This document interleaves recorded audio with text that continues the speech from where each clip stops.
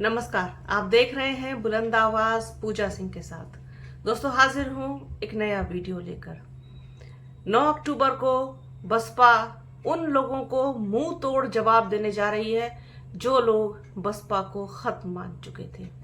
जिन लोगों का ये कहना था, सोचना था कि अब बसपा में कुछ नहीं बचा, बसपा सुप्रीमो मायावती अब बहुत सीमित दायरे में सिमट कर रह गई हैं, तो उन लोगों को बहुत करारा जवाब मिलेगा 9 अक्टूबर को। आपने देखा कि किस तरीके से पिछले कुछ दिनों में जो माहौल बनाया जा रहा था बसपा के लिए, मैंने जिस पर बात भी की, चर्चा की, वीडियो किया कि अफवाह, कोरी अफवाह चलाई गई, बताई गई, लोगों को फैलाई गई ताकि लोगों का ध्यान डिस्ट्रैक्ट हो। 9 अक्टूबर से लोग भ्रम की स्थिति में आ जाएं और इतनी बड़ी संख्या जो वहां पहुंच रही है लखनऊ, वो ना पहुंचे। आपको जान के हैरानी होगी, हालांकि जो बसपा से जुड़ी हुई खबरों पर नजर रखते हैं, बसपा की हर गतिविधि पर, उससे जुड़ी सभी न्यूज पर अपनी पकड़ रखते हैं, नजर बना के रखते हैं, तो उन लोगों को पता है खूब अच्छे से कि कितनी बड़ी संख्या में लोगों के यहाँ पहुंचने की उम्मीद है। दैनिक जागरण को भी लिखना पड़ा, बड़ा इंटरेस्टिंग है, दैनिक जागरण को भी लिखना पड़ा कि तकरीबन 2 लाख आदमी सिर्फ आगरा से आएगा। आगरा जो दैनिक जागरण एडिशन है, उन्होंने इसको लिखा और आप समझ लीजिए, जब आगरा से 2 लाख आदमी, सिर्फ और सिर्फ आगरा से 1 लाख से ज्यादा आदमी बसपा के समर्थक फैजाबाद से आने की उम्मीद है, जहां से विश्वनाथ पाल आते हैं, बसपा के प्रदेश अध्यक्ष। तो आप सोच लीजिए 3 लाख आदमी तो यही हो गया, बाकी भी पूरा प्रदेश बचा है जहां से बड़ी संख्या में बसपा के समर्थक, बसपा के कार्यकर्ता लखनऊ पहुंचेंगे आगामी 9 अक्टूबर को मान्यवर कांशीराम साहब की पुण्यतिथि पर उन्हें श्रद्धांजलि देने, साथ ही साथ बसपा सुप्रीमो मायावती को सुनने, देखने। आकाश आनंद भी साथ में होंगे। एक बहुत कहना चाहिए अजीब सा बेचैनी का, खलबली का माहौल है इस वक्त बसपा को लेकर के। जिस तरीके की खबरें पिछले कुछ दिनों में चलाई गई, प्लांटेड की गई कि क्या बसपा में तमाम जो चीजें हैं वो होने जा रही हैं। अभी आज क्या तारीख है? आज मेरे ख्याल में 27 तारीख है, और जी हाँ 27 तारीख है आज। और अभी आप मान के चलिए कि 12-13 दिन बचे हैं, जबकि 8 तारीख को ही सभी लोग वहां पहुंच जाएंगे, क्योंकि सुबह 9 बजे से ही कार्यक्रम शुरू होना है 9 तारीख को। तो बसपा सुप्रीमो मायावती का कार्यक्रम है, वो बिल्कुल समय अनुसार शुरू होता है और समय पर ही समाप्त होता है। इसकी ये एक विशेषता है बसपा के कार्यक्रम की।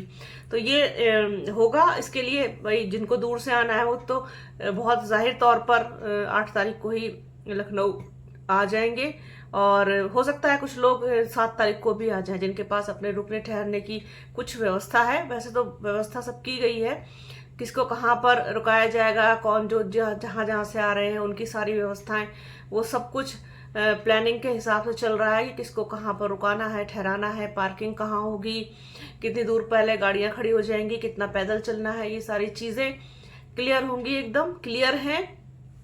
और इतना बड़ा हुजूम बहुत सालों बाद दिखेगा लखनऊ, न सिर्फ लखनऊ बल्कि पूरा प्रदेश, पूरा देश। इतना बड़ा हुजूम कि बसपा सुप्रीमो मायावती के आह्वान पर इतनी बड़ी संख्या में लोग पहुंच रहे हैं। आप सोचिए, ये एक बहुत विशाल शक्ति प्रदर्शन आप कह सकते हैं बसपा की तरफ से होने जा रहा है, और इसमें इतनी बड़ी संख्या में समर्थक आ रहे हैं कि भारतीय जनता पार्टी, समाजवादी पार्टी, किसी ने भी इतनी उम्मीद नहीं की होगी इतना आदमी लखनऊ में देखने को मिलेगा। नीला रंग जो है वो पूरी तरीके से छाया रहेगा लखनऊ पर आगामी 9 अक्टूबर को। नीले रंग के झंडे, बैनर, पोस्टर्स और आपके हाथी निशान वाले जितने भी, क्योंकि नीले झंडे पर हाथी निशान ही होगा, बसपा सुप्रीमो मायावती की तस्वीर के साथ, मान्यवर कांशीराम साहब की तस्वीर के साथ, आकाश आनंद की तस्वीर के साथ पट जाएगा पूरा लखनऊ नीले रंग के झंडों से। और श्रद्धांजलि सभा है, ये श्रद्धांजलि देनी है मान्यवर कांशीराम साहब को, और मतलब नीला सैलाब देखने को मिलेगा, ये कहा जाए तो गलत नहीं होगा। बसपा सुप्रीमो मायावती बहुत ही कहना चाहिए कि अनुशासन में रह करके सारी चीज़ों को करने के लिए जानी जाती हैं। तो बसपा की किसी भी रैली में ऐसी जगह पर जहां पर कोई भीड़ मतलब इकट्ठी हुई हो, तो वहां पर बहुत ही अनुशासन के साथ और बिल्कुल सब चीज़ों का कानून का पालन करते हुए सारी चीज़ें होती हैं। किसी तरीके का कोई उपद्रव कह लीजिए या किसी भी तरीके अब अराजक तत्व कुछ कर दे तो एक अलग बात है, लेकिन कभी भी किसी भी तरीके का कोई भी ऐसा कार्य है जिससे कि लोगों को, आम जनता को उससे नुकसान हो या फिर पार्टी की छवि धूमिल हो, ऐसा कोई भी काम बसपा की तरफ से नहीं किया जाता। और इसी